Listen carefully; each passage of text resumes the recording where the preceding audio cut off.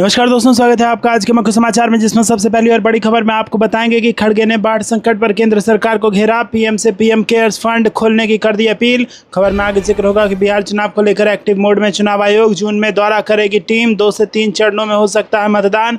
खबर में आगे आपको बताएंगे कि अजीत पवार के साथ हो गया बहुत बड़ा खेला। रातों रात सभी 7 विधायकों ने बदल लिया पाला, पार्टी का थामा हाथ। खबर में आगे जिक्र होगा कि आमने सामने बीजेपी के 2 दिग्गज ज्योतिरादित्य सिंधिया, मोदी कैबिनेट में मंत्री तो दूसरा सांसद। क्या है असली वजह आपको बताएंगे। और इसी के साथ खबर में आगे जिक्र होगा कि कुंभ लगेगा नासिक में, फायदा मिलेगा गुजरात को। संजय राउत का फडणवीस सरकार पर हमला। दोस्तों, हर एक खबर की गहराई में आपको ले जाएंगे, लेकिन उससे पहले आपसे निवेदन की वीडियो कीजिए लाइक और चैनल को सब्सक्राइब करके बेल आइकन दबाकर कमेंट में लिखे जय हिंद। रुक करते हैं सबसे पहली और बड़ी खबर की तरफ। खड़गे ने बाढ़ संकट पर केंद्र सरकार को घेरा। पीएम से पीएम केयर्स फंड खोलने की कर दी अपील। जी हां दोस्तों, आपको बता दें कि कांग्रेस के अध्यक्ष मल्लिकार्जुन खड़गे ने सोमवार को पूर्वोत्तर राज्यों में बाढ़ की स्थिति पर केंद्र सरकार की आलोचना की और उम्मीद जताई कि प्रधानमंत्री Narendra Modi PM cares fund के बाढ़ के दरवाजे खोलेंगे।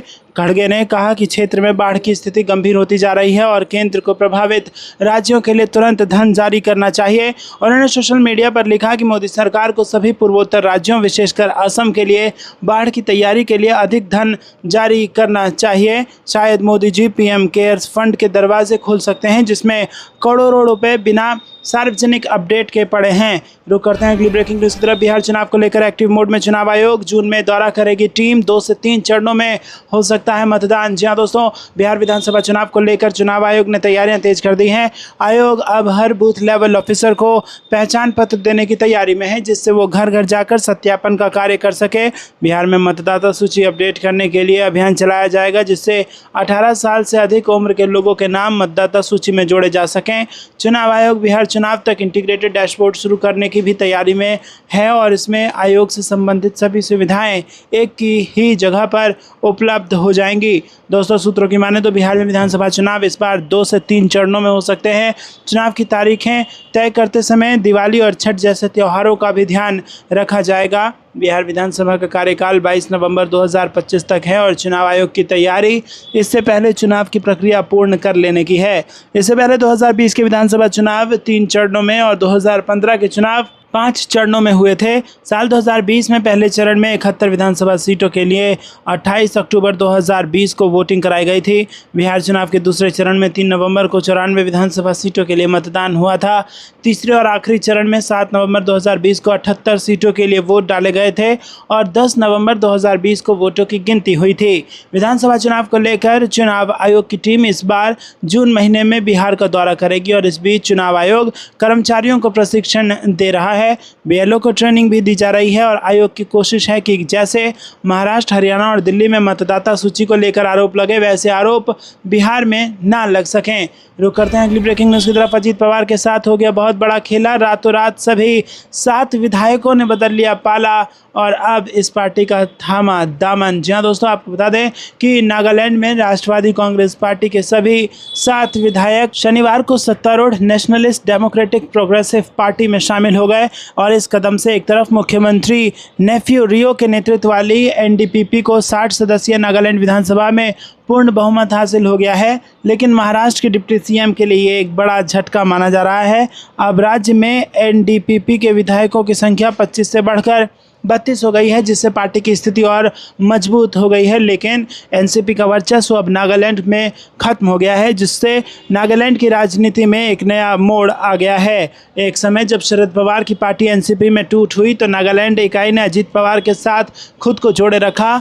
2023 में जब राज्य में चुनाव हुआ, उसमें एनडीपीपी ने 25 सीटें जीती थी, जबकि उसकी सहयोगी भाजपा ने 12 सीटें हासिल की थी। रुक करते हैं अगली ब्रेकिंग न्यूज़ की तरफ। आमने सामने बीजेपी के 2 दिग्गज ज्योतिरादित्य सिंधिया, मोदी कैबिनेट में मंत्री तो दूसरा सांसद। क्या है असली वजह आपको बता दो दोस्तों कि मध्य प्रदेश बीजेपी के 2 सीनियर नेताओं के बीच श्रेय लेने की होड़ लगी है। केंद्रीय मंत्री ज्योतिरादित्य सिंधिया और ग्वालियर से सांसद भारत सिंह कुशवाहा आमने सामने हैं। दरअसल सारा विवाद ग्वालियर से बेंगलुरु के बीच शुरू हुई नई ट्रेन को लेकर है। केंद्रीय रेल मंत्री अश्विनी वैष्णव ने ग्वालियर से बेंगलुरु के बीच एक नई ट्रेन को मंजूरी दी है। इसके लिए गुना सांसद और केंद्रीय मंत्री ज्योतिरादित्य सिंधिया और ग्वालियर सांसद भारत सिंह कुशवाहा के बीच श्रेय की जंग छिड़ी हुई है। बीजेपी के दोनों ही सांसद इसे अपनी उपलब्धि बता रहे हैं। 28 मई को केंद्रीय रेल मंत्री अश्विनी वैष्णव ने इस नई ट्रेन के संचालन को मंजूरी दी और इस ट्रेन की स्वीकृति दिए जाने के बाद रेल मंत्री ने गुना सांसद ज्योतिरादित्य सिंधिया और ग्वालियर सांसद भरत सिंह कुशवाहा दोनों को लेटर भेजा और इसके बाद से ही दोनों सांसद इस ट्रेन के संचालन का श्रेय लेने की होड़ में हैं। दोस्तों, आपको ये लगता है कमेंट में जरूर बताइएगा। रुक करते हैं अगली ब्रेकिंग न्यूज़ की तरफ। कुंभ लगेगा नासिक में, फायदा मिलेगा गुजरात को। संजय राउत का फडणवीस सरकार पर बड़ा हमला। जी हां दोस्तों, सिंहस्थ कुंभ मेले को लेकर महाराष्ट्र की राजनीति गरमाई हुई है। नासिक में एक और जहां यहाँ पर राज्य सरकार ने तैयारियों की घोषणा कर दी है, तो वहीं दूसरी ओर शिवसेना ने आरोपों की बौछारें कर दी हैं। राज्यसभा सांसद संजय राउत ने सीधे तौर पर सरकार पर हमला बोलते हुए कहा कि कुंभ महाराष्ट्र में हो रहा है, लेकिन सारा पैसा और ठेके गुजरात के ठेकेदारों को दिए जा रहे हैं। राउत के मुताबिक नासिक की जनता के पैसों से गुजरात के व्यापारियों की जेबें भरी जाएंगी और स्थानीय लोगों को कुछ भी नहीं मिलेगा। दरअसल रविवार के दिन मुख्यमंत्री देवेंद्र फडणवीस ने नासिक पहुंचकर कुंभ मेले की तैयारियों को लेकर एक बड़ी बैठक की। इसमें 13 अखाड़ों के प्रमुख प्रतिनिधि और संत, कैबिनेट मंत्री और आला अफसर मौजूद थे। इस दौरान मीडिया से बात करते हुए फडणवीस ने कहा कि कुंभ के लिए करीब 4000 से 4500 करोड़ रुपए की लागत से नासिक में इंफ्रास्ट्रक्चर को नया रूप दिया जाएगा, जिसमें रोड, पानी, टॉयलेट, सेफ्टी और अन्य ज़रूरी व्यवस्थाएं शामिल होंगी। सिर्फ इतना ही नहीं, 2000 करोड़ के अलावा प्रोजेक्ट्स भी पाइपलाइन में हैं। इसके लिए टेंडर प्रोसेस शुरू हो चुका है, लेकिन यहीं से शुरू सियासत होती है। दोस्तों, रुक करते हैं अगली ब्रेकिंग न्यूज़ की तरफ। विकास के बुनियादी मुद्दों से ध्यान भटकाना बीजेपी की राजनीति की पहचान, कांग्रेस अध्यक्ष ने मोदी सरकार पर साधा निशाना। जी हां दोस्तों, आपको बता दें कि कांग्रेस अध्यक्ष मल्लिकार्जुन खड़गे ने असम और पूर्वोत्तर के कुछ अन्य राज्यों में बाढ़ और भूस्खलन को लेकर सोमवार को चिंता जताई और आरोप लगाया कि विकास की बुनियादी मुद्दों से भावनात्मक और ध्रुवीकरण वाले विषयों की ओर ध्यान भटकाना भारतीय जनता पार्टी की राजनीति की पहचान है। असम में बाढ़ की स्थिति गंभीर बनी हुई है और राज्य की 10 प्रमुख नदियां खतरे के निशान से ऊपर बह रही हैं तथा 15 से अधिक जिलों में लगभग 4 लाख लोग बाढ़ से प्रभावित हुए हैं।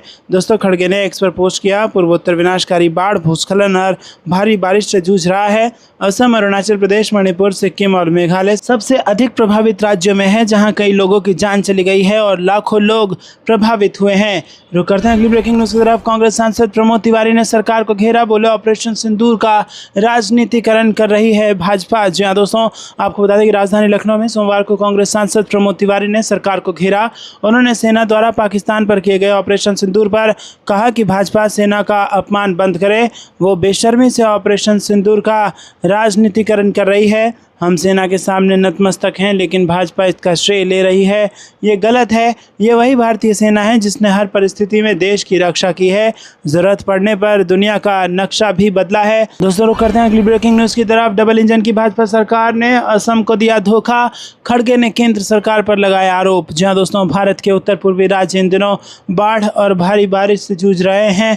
इसके चलते उत्तर पूर्वी राज्यों में 40 के करीब लोगों की मौत हो चुकी है और इसे लेकर सोमवार को कांग्रेस अध्यक्ष मल्लिकार्जुन खड़गे ने केंद्र सरकार पर निशाना साधा। खड़गे ने कहा कि उत्तर पूर्वी राज्यों में बाढ़ और भारी तबाही को देखते हुए प्रधानमंत्री Narendra Modi PM care fund के दरवाजे खोलेंगे। खड़गे ने दावा किया कि पीएम केयर फंड में करोड़ों रुपए बिना ऑडिट के रखे हुए हैं। खड़गे ने गंभीर आरोप लगाते हुए कहा कि पीएम मोदी ने साल 2016 में असम को बाढ़ मुक्त प्रदेश बनाने का वादा किया था, लेकिन ऐसा लगता है कि भाजपा की डबल इंजन की सरकार ने असम को धोखा दे दिया है। सोशल मीडिया पर साझा एक पोस्ट में खड़गे ने लिखा कि उत्तर पूर्वी राज्य भारी बारिश, बाढ़ और भूस्खलन से जूझ रहे हैं। असम, अरुणाचल प्रदेश, मणिपुर, सिक्किम और मेघालय सबसे ज़्यादा प्रभावित राज्य हैं। रुक करते हैं अगली ब्रेकिंग न्यूज़ की तरफ। राहुल गांधी मंगलवार को मध्य प्रदेश में संगठन सृजन अभियान की करेंगे शुरुआत। जी हां दोस्तों, आपको बता दें कि कांग्रेस के पूर्व अध्यक्ष राहुल गांधी यहां मध्य प्रदेश कांग्रेस के संगठन सृजन अभियान की शुरुआत करने जा रहे हैं और इसके तहत वो प्रदेश संगठन की राजनीतिक मामलों की समिति की बैठक समेत 4 बैठकों में मार्गदर्शन देंगे। गुजरात राज्य में भी इसी तरह का अभियान अभी हाल ही में प्रारंभ हुआ है। दोस्तों, रुक करते हैं अगली ब्रेकिंग न्यूज़ की तरफ। यूपी के मुस्लिमों से नगीना सांसद चंद्रशेखर आज़ाद ने कर दी बड़ी अपील। जी हां दोस्तों, बिजनौर की नगीना सीट से सांसद और आज़ाद समाज पार्टी चीफ चंद्रशेखर आज़ाद ने मुस्लिम समुदाय से एकजुट होने की अपील की है। चंद्रशेखर आज़ाद ने कहा कि मुस्लिम बार बार क्यों ठगे जा रहे हैं। यहाँ पर उन्होंने बीजेपी सरकार पर धार्मिक प्रचार को बढ़ावा देने का आरोप लगाया। लखनऊ पहुंचे चंद्रशेखर आजाद ने 2027 के चुनाव के लिए संगठन को मजबूत करने का आह्वान किया। आजाद समाज पार्टी के प्रमुख चंद्रशेखर आजाद ने मुसलमानों से अपील की है कि वो अब उन पर भरोसा करें। उत्तर प्रदेश की राजधानी लखनऊ में रविवार को आयोजित अस्तित्व बचाओ भाईचारा बनाओ प्रबुद्ध जन सम्मेलन में चंद्रशेखर ने कहा कि क्यों बार बार ठगे जा रहे हैं मियाँ, मेरे साथ आओ। आज वक्फ के नाम पर मुस्लिम समाज का नंबर आया है, आगे जैन, क्रिश्चियन और अन्य समाज का नंबर आएगा, इसीलिए आवाज़ उठाना सीखो।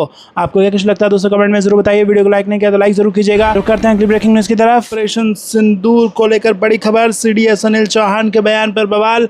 कांग्रेस ने रक्षा तैयारियों पर सरकार को घेरा। जी हाँ दोस्तों, आपको बता दें कि कांग्रेस नेता पवन खेड़ा ने chief of defence staff Anil Chauhan के बयानों की ओर इशारा करते हुए रक्षा तैयारियों पर और सवाल खड़े कर दिए।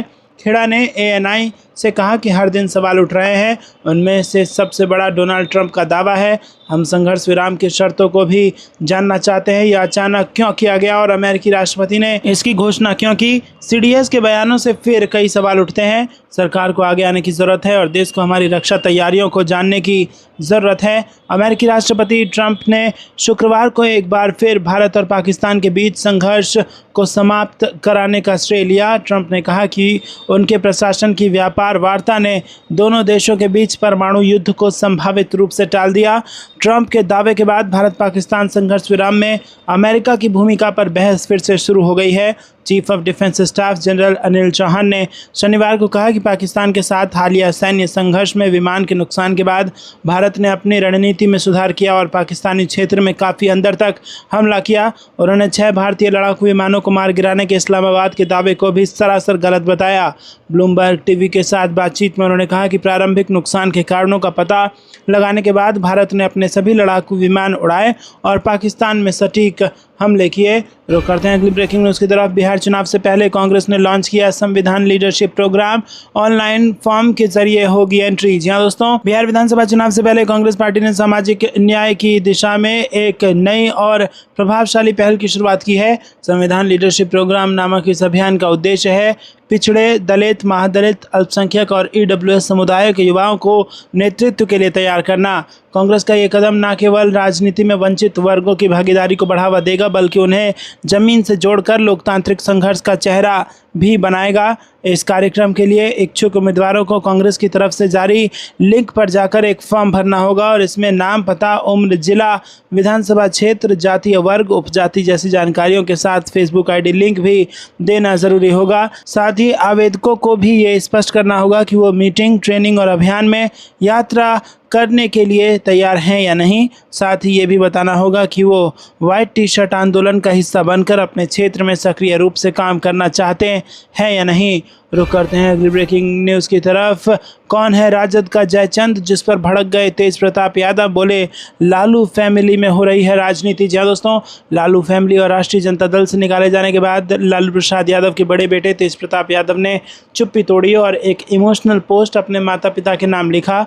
उन्होंने लालू और राबड़ी देवी को भगवान से बढ़कर बताया और साथ ही उन्होंने ये भी आरोप लगाया कि उनके पिता की पार्टी में कुछ जयचंद हैं। इसके बाद बिहार के सियासी गलियारे में इस बात की चर्चा होने लगी है कि आखिर वो राजद में वो जयचंद है कौन जिससे तेज प्रताप यादव परेशान है और उन्हें आरजेडी और लालू फैमिली से बाहर का रास्ता देखना पड़ा। दोस्तों रुक करते हैं अगली ब्रेकिंग न्यूज़ की तरफ। अमित शाह के हमले से बिफरी टीएमसी, मांगा सुकांत मजूमदार का इस्तीफा, बताई बड़ी वजह। जी हाँ दोस्तों, आपको बता दें कि केंद्रीय गृह मंत्री अमित शाह ने रविवार को कोलकाता में आयोजित सभा में तृणमूल कांग्रेस की सरकार पर जमकर हमला बोला।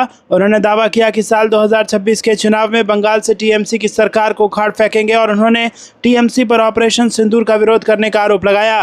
अमित शाह के आरोप के बाद टीएमसी ने पलटवार किया है और इस्तीफे की मांग कर दी है। पश्चिम बंगाल की मंत्री चंद्रिमा भट्टाचार्य और सांसद काकोली घोष दस्तीदार ने प्रदेश भाजपा अध्यक्ष और मंत्री सुकांत मजूमदार से इस्तीफे की मांग की है। चंद्रिमा भट्टाचार्य ने कहा कि अमित शाह ने कोलकाता में सभा की है। उन्होंने राज्यसभा के सभागार में कार्यकर्ताओं के साथ बैठक की और उन्होंने सवाल किया कि अगर तृणमूल गुजरात जाकर अनुमति मांगती तो क्या उसे अनुमति मिल जाती। वो यहाँ इसलिए आए हैं क्योंकि ममता बनर्जी लोकतंत्र में विश्वास रखती हैं। दोस्तों रुक करते हैं अगली ब्रेकिंग न्यूज़ की तरफ। स्टालिन ने किया विधानसभा चुनाव का शंखनाद। जी हाँ दोस्तों, आपको बता दें कि तमिलनाडु के मुख्यमंत्री एवं द्रविड़ मुन्नेत्र कज़गम अध्यक्ष एम.के. स्टालिन ने रविवार को मदुरई में पार्टी की महत्वपूर्ण महासभा की बैठक की अध्यक्षता की, जिससे वर्ष 2026 विधानसभा चुनाव की रणनीति तय करने की प्रक्रिया शुरू हो गई है।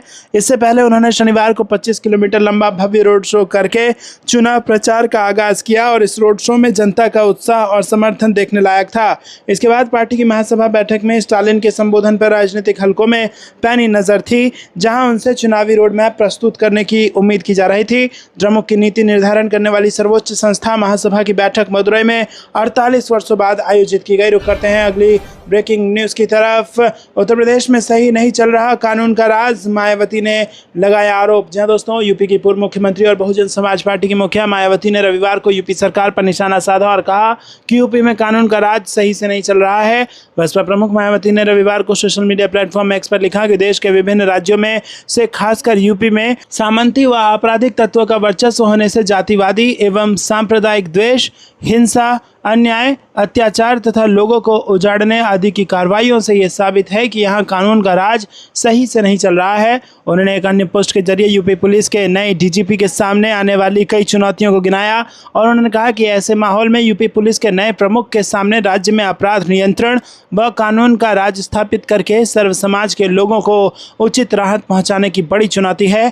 राज्य सरकार व सत्ताधारी दल के लोगों को भी यूपी में कानून का राज स्थापित करने में हर प्रकार का सहयोग व सक्रियता जरूरी है। रुक करते हैं अगली ब्रेकिंग न्यूज़ की तरफ। असम में बीजेपी सरकार को सत्ता, पैसा, जमीन और सिंडिकेट की परवाह, विनाशकारी बाढ़ से जनजीवन बेहाल, गौरव गोगोई का बयान। जी हाँ दोस्तों, कांग्रेस की असम इकाई के नवनियुक्त अध्यक्ष गौरव गोगोई ने भारतीय जनता पार्टी नीति राज्य सरकार की रविवार को आलोचना करते हुए कहा कि सत्तारूढ़ मोर्चे को केवल सत्ता, धन, भूमि और सिंडिकेट की परवाह है। गोगोई ने आरोप लगाया कि राज्य की राजधानी गुवाहाटी में विनाशकारी बाढ़ और जलभराव ने जनजीवन को अस्त व्यस्त कर दिया है, जिसका प्रमुख कारण सत्तारूढ़ पार्टी के करीबी मंत्रियों और लोगों द्वारा आर्द्र भूमि पर किया गया अतिक्रमण है।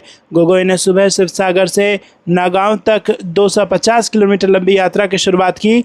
यात्रा के दौरान हजारों समर्थकों के साथ उनका काफिला शाम को जोरहाट और गोलाघाट से गुजरेगा। उन्होंने शिवसागर शहर में ऐतिहासिक शिव दौल मंदिर के दर्शन करने के बाद संवाददाताओं से कहा कि ये सरकार सत्ता, धन, भूमि हड़पने और सिंडिकेट में गहराई तक लिप्त है। रुक करते हैं ब्रेकिंग न्यूज़ की तरफ। देश को गुमराह कर रही मोदी सरकार, सीडीएस के बयान के बाद कांग्रेस की कारगिल वाली मांग। जी हाँ दोस्तों, कांग्रेस ने शनिवार को रक्षा प्रमुख अध्यक्ष सीडीएस अनिल चौहान के एक बयान का हवाला देते हुए सरकार पर देश को गुमराह करने का आरोप लगाया और कहा कि कई अहम सवालों का जवाब देने के लिए सरकार को तत्काल संसद का विशेष सत्र बुलाना चाहिए। पार्टी ने कहा कि सरकार को इस बारे में सच बताना चाहिए कि क्या नुकसान हुआ है। कांग्रेस ने यह भी कहा कि कारगिल समीक्षा समिति की तर्ज पर एक स्वतंत्र विशेषज्ञ समिति द्वारा देश की मौजूदा रक्षा तैयारियों की व्यापक समीक्षा कराई जानी चाहिए। जनरल अनिल चौहान ने पाकिस्तान के साथ हालिया सैन्य टकराव में विमान के नुकसान की बात स्वीकार की थी, लेकिन राफेल 6 भारतीय लड़ाकू विमानों को मार गिराने के इस्लामाबाद के दावे को एकदम गलत बताया गया है। रुक करते हैं अगली ब्रेकिंग न्यूज़ की तरफ। ना सत्ता मिली ना पद, बीजेपी के पुराने शेर गुस्से में, एकजुटता और भविष्य पर सवाल। जी हाँ दोस्तों, मध्य प्रदेश में भाजपा की सत्ता में वापसी के बाद से ही पार्टी के भीतर पनपता असंतोष और घमासान लगातार राजनीतिक गलियारों में चर्चा का विषय बना हुआ है। यह असंतोष विशेष रूप से उन वरिष्ठ और दिग्गज नेताओं में गहराया है जिन्होंने ना तो संगठन में उचित स्थान जिनको मिल पाया और ना ही मुख्यमंत्री मोहन यादव के नेतृत्व वाली नई सरकार में उन्हें सत्ता का सुख प्राप्त हुआ। पीएम मोदी की भोपाल यात्रा के बीच ऐसे तमाम नेताओं के हालात पर एक बार फिर चर्चा शुरू हो रही है।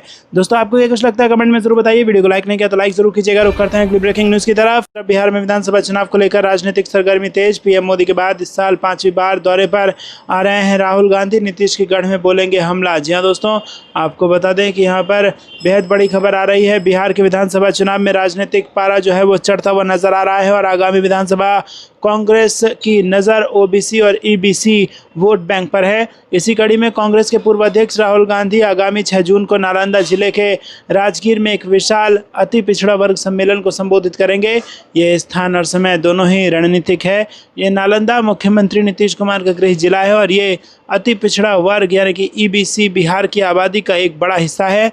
राहुल का ये बिहार का 5वां दौरा है जो कांग्रेस की चुनावी गंभीरता को दर्शाता है। ईबीसी और ओबीसी वर्ग पर है यहाँ पर कांग्रेस का फोकस। बिहार की राजनीति में इन वर्गों की अहम भूमिका रही है और लालू यादव की राजनीति इसी आधार पर फली फूली। अब कांग्रेस उसे सामाजिक आधार को पुनः जागृत करने की कोशिश कर रही है। रुक करते हैं अगली ब्रेकिंग न्यूज़ की तरफ। प्रधानमंत्री देश भर में घूम रहे हैं, डोनाल्ड ट्रंप के दावे पर नहीं दे रहे हैं जवाब। कांग्रेस का मोदी पर तंज। जी हां दोस्तों, अमेरिकी राष्ट्रपति डोनाल्ड ट्रंप द्वारा भारत और पाकिस्तान के बीच सैन्य संघर्ष रुकवाने का दावा पर देश की राजनीति जारी है। कांग्रेस ने सीधे तौर पर प्रधानमंत्री नरेंद्र मोदी पर सवाल खड़े किए हैं। कांग्रेस नेता पवन खेड़ा ने कटाक्ष करते हुए कहा कि डोनाल्ड भाई ने 21 दिन में 11 बार ये बात कही है, लेकिन प्रधानमंत्री नरेंद्र मोदी इस पर कब जवाब देंगे।